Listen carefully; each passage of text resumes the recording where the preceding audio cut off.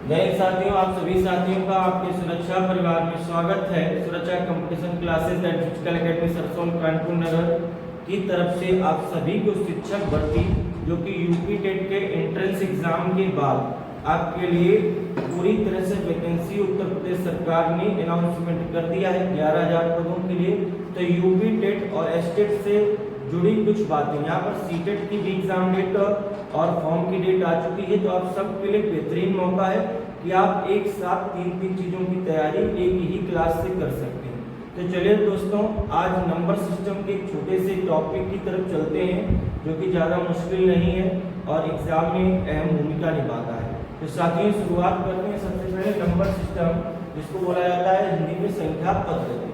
अच्छा, इससे जुड़ी पहली बात जो हम लोगों से पूछी जाती है, तो सबसे पहले लोगों से प्रश्न किया जाता है प्राकृतिक संख्याएं। प्राकृतिक संख्याओं की बात की जाती है, प्राकृतिक संख्याएं। अच्छा, इन्हीं को प्राकृतिक संख्याओं को ही प्राकृत संख्या भी बोला जाता है, प्राकृत संख्या भी बोला जाता है। और इन्हीं संख्याओं का एक और नाम होता है धन पूर्णांक संख्याएं, को बोल सकते हैं धन पूर्णांक संख्याएं। ये पेपर में जरूर आता है और इसी पर पूरी मैथ डिपेंड होती है। तो धन पूर्णांक संख्याएं साथियों, इसी को हम लोग और दूसरे नाम से भी जानते हैं, नेचुरल नंबर्स बोलते हैं इसको। और इसे जो व्यक्त किया जाता है वो कैपिटल एन से व्यक्त करते हैं। इसको जो व्यक्त करते हैं हम लोग वो कैपिटल एन से व्यक्त किया जाता है। इसके बाद कैपिटल एन से व्यक्त करते हैं। इसके बारे में अगर और जानकारी ली जाए तो पूछा जाता है प्राकृतिक संख्याएं होती कौन सी। तो लोग बड़ा इसकी डिफिनेशन मैथमेटिकल ढंग से बताते हैं, लेकिन हम लोग अपनी छोटी सी भाषा में कि वह संख्या या वह राशि जिसको आप गिन सकते हैं, अर्थात आप यहाँ पर केवल इतना लिख सकते हैं जिनको गिना जा सके। बिल्कुल आसान है, जिनको गिना जा सके, जिनको गिना जा सके। अर्थात बच्चे कहेंगे कौन सा भैया, तो आप यहाँ पर से भी बोल सकते हैं जिनको गिना जा सके का मतलब एग्जाम्पल के तौर पर आप बोल सकते हो 1, 2, 3, 4 डैश डैश। मक्खी परेशान कर रही है।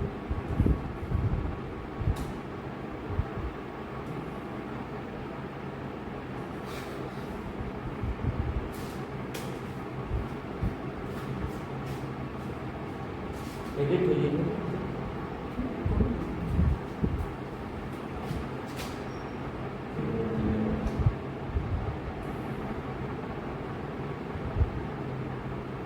वे संख्याएं जिनको गिना जा सके, जैसे एग्जाम्पल के तौर पर 1, 2, 3, 4 डैश डैश डैश अनंत तक। लेकिन अनंत इसमें नहीं आती क्योंकि हम लोग अनंत को गिन नहीं सकते। चलिए अगली बात, तो इन पर एक छोटी सी स्टोरी बनाई गई कि प्राकृतिक संख्या होती कौन सी है, जब प्राकृतिक संख्याओं की खोज किसने किया था। तो प्राकृतिक संख्याओं की खोज पाइनोस नामक गणितज्ञ ने किया था, जो कि कहाँ के रहने वाले थे, जो कि इटली के रहने वाले थे। कहाँ के रहने वाले थे? इटली के। इन्होंने क्या बताया था कि वे संख्याएं जिनको गिना जा सके उन्हीं को क्या बोलते हैं? प्राकृतिक संख्याएं। जब प्राकृतिक संख्याएं तो धन पूर्णांक संख्याएं। अच्छा, इसके बाद इनको व्यक्त करते हैं कैपिटल एन से, होती कौन सी हैं? 1, 2, 3, 4 डैश डैश डैश इनफाइनाइट यानी अनंत तक, लेकिन अनंत इसमें शामिल नहीं होता। अगर अगली बात की जाए इस श्रृंखला में, तो आपसे पेपर पूछा जाता है पूर्ण संख्या, पूछा जाएगा पूर्ण संख्याएं। तो पूर्ण संख्याएं कौन सी होती है? इनको बोलते हैं होल नंबर, होल नंबर से बोलते हैं पूर्ण संख्याओं को। अच्छा, होती कौन सी? एक छोटी से परिभाषा के अकॉर्डिंग याद रख सकते हैं, जैसे आप नेचुरल नंबर के साथ यदि जीरो को भी बुला लें तो आप बोल सकते हो वे संख्याएं जिसमें प्राकृतिक संख्याओं के साथ यदि जीरो भी शामिल हो जाए तो ऐसी संख्याओं को पूर्ण संख्याएं कहते हैं। जैसे एग्जाम्पल के तौर पर आप बोल सकते हो 0, 1, 2, 3 डैश डैश डैश इनफाइनाइट तक, लेकिन इनफाइनाइट फिर से इसमें नहीं आता। तो इनको व्यक्त करते हैं कैपिटल W से। ये हुई पूर्ण संख्याओं की बात। आगे की चीजों में अगर चले, नेक्स्ट बात की जाए अगर आपसे, तो इसके बाद आपसे नेक्स्ट बात की जाए तो पूर्ण संख्याओं के बाद हम लोग पढ़ते हैं पूर्णांक। अच्छा, पेपर में पूर्णांक से बहुत सारे सवाल होते हैं, क्योंकि इसको इंग्लिश में बोलते हैं इंटीजर, और जो इंटीजर्स है एक इस पर बड़ा अच्छा विवाद हुआ। इंटीजर्स पर विवाद होने का कारण क्या था? क्योंकि आपने प्राकृतिक संख्याओं को पढ़ा तो उनको बोलते हैं नेचुरल नंबर, और जो प्राकृतिक संख्याएं होती हैं उनको n से व्यक्त करते हैं, क्योंकि नेचुरल नंबर होते हैं। होल नंबर्स को W से व्यक्त करते हैं। लेकिन ऐसा क्या कारण था कि पूर्णांक को Z से व्यक्त किया जाता था, जबकि इनको इंग्लिश में बोलते हैं इंटीजर्स। जैसा कि आप देख रहे हैं कुछ बुकों पर I से रिप्रेजेंट किया गया है, लेकिन अधिकतर बुकों में Z से क्यों किया गया? क्योंकि पूर्णांक संख्या होती कौन है? पहला प्रश्न ये था, तो सारी धनात्मक संख्याएं एवं ऋणात्मक संख्याएं और यदि इनके साथ जीरो को शामिल कर दिया जाए तो ऐसी संख्याओं को कहा जाता है पूर्णांक संख्या। अच्छा, तो यहाँ पर Z से क्यों व्यक्त करते हैं? एग्जाम्पल के तौर पर तो आप लिख दोगे dash dash dash +2 +3 +2 +1 0 -1 -2 -3 dash dash infinite. यानी कोई भी नेगेटिव नंबर, कोई भी पॉजिटिव नंबर और जीरो, ये कैसे हैं? सभी ये इंटीजर्स होते हैं, यानी कि पूर्णांक। अच्छा, अगली बात अगर की जाए तो Z से क्यों व्यक्त करते हैं?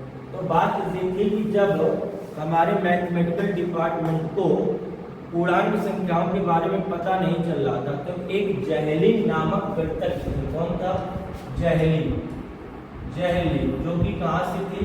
जा से जहेलिन और जा से जर्मनी। याद रखिएगा, जा से जहेलिन, जा से जर्मनी।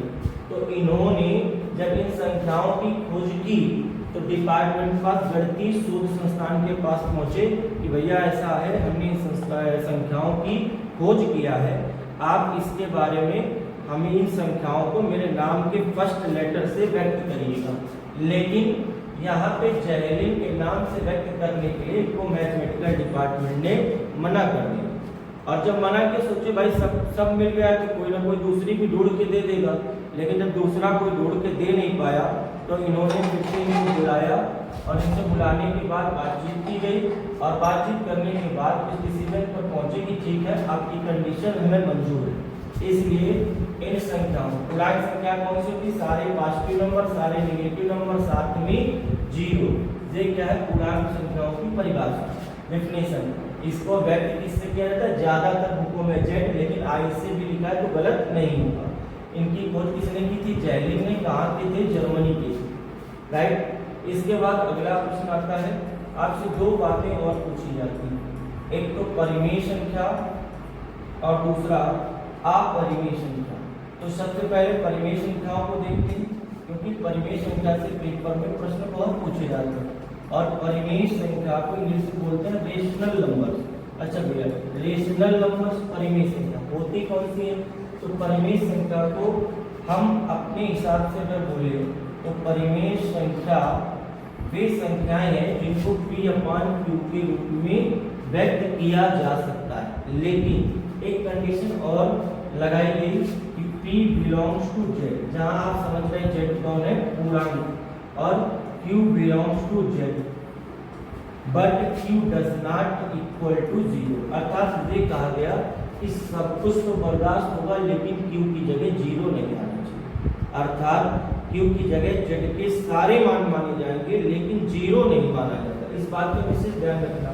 तो आप यहाँ पर बोल सकते हो, एग्जाम्पल के तौर पर यहाँ पे 1/2 आ सकता है, √36 आ सकता है, और यहाँ पे 5 आ सकता है, और यहाँ पे कोई भी वर्ग संख्या पे इसके अंदर जरूर आ सकती है, जैसे कि लोग 256 भी लिख सकते हैं।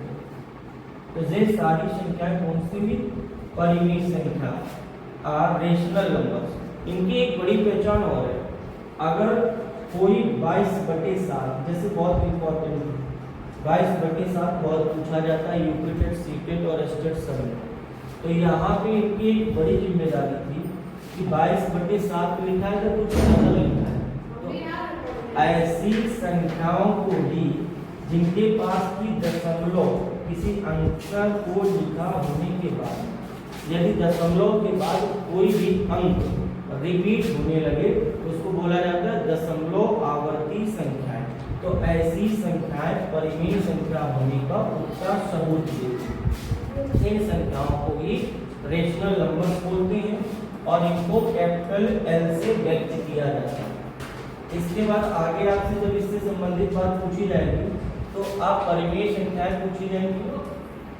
आप परिमेय संख्या जिनको इर्रेशनल नंबर्स बोलते हैं, आप परिमेय संख्या अर्थात वे संख्याएं जिनको P/Q के रूप में व्यक्त के रूप में व्यक्त न किया जा सके, व्यक्त न किया जा सके, ऐसी संख्याएं जिनको P/Q के रूप में व्यक्त न किया जा सके। तो देखिए ऐसी संख्याओं में से सबसे पहले एग्जाम्पल के तौर पर कौन सी संख्या आती है, तो हम बोल सकते हैं पाई, बहुत इंपॉर्टेंट नंबर है, बहुत ज़्यादा पेपर पूछा जाता है। इनफाइनाइट बहुत ज़्यादा इंपॉर्टेंट भी है। और इसके बाद अंडर रूट के अंदर कोई भी अभाज्य संख्या जैसे 2, 3, 7 ये सभी कैसी हैं जिनको हम P/Q के रूप में व्यक्त नहीं कर सकते, अर्थात कोई भी कांस्टेंट नंबर जिनको नियतांक कहते हैं इनको हम P/Q के रूप में व्यक्त नहीं कर सकते। तो ऐसी संख्याओं को हम लोग क्या कह सकते हैं, अपरिमेय संख्या। तो अपरिमेय संख्या तक आज हम लोगों ने छोटा सा वीडियो यूपीटेट, एस्टेट या अन्य छोटे एग्जामों के लिए शूट किया गया। तो आप सभी साथियों से अनुरोध है आप इस वीडियो को देखें। और कितने भाई हमारे यूपीटेट की तैयारी कर रहे हैं, आप सभी के लिए यूपीटेट के सारे नोट्स उपलब्ध हैं, पूरी टीम भी उपलब्ध है। तो आप एक कमेंट से हमको पता चलेगा कि आप कितने लोग हैं जो अपने सुरक्षा परिवार के साथ जुड़ करके यूपीटेट की निःशुल्क तैयारी करना चाहते हैं ऑनलाइन माध्यम से। तो जय हिंद साथियों, मिलते हैं कल एक नेक्स्ट वीडियो के साथ। जय हिंद, जय भारत।